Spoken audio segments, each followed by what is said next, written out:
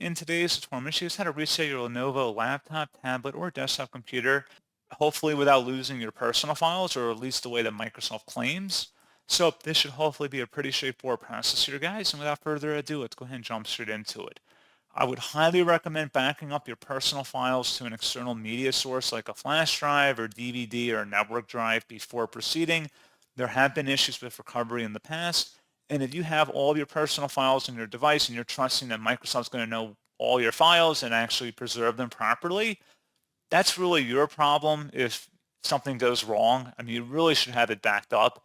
It's really kind of silly to not have any backups, especially with how cheap storage is nowadays. But I mean, you can honestly use Google Drive and back up files to that and then just put it back on your device when you're done.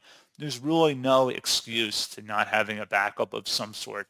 But anyway, we're going to open up the search menu and type in settings. Best result should come back with settings here. Go ahead and open that up.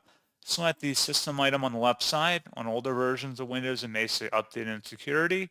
And then on the right side, you want to scroll down and select where it says recovery. And then underneath recovery options, reset this PC. Choose to keep or remove your personal files and then reinstall Windows, and then select reset PC. You would select the keep my files option, removes apps and settings but keeps your personal files. And then you'd walk along with the on-screen process, and then hopefully that would be able to restore everything successfully.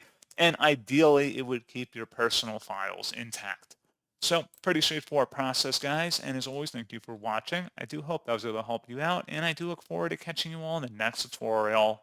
Goodbye.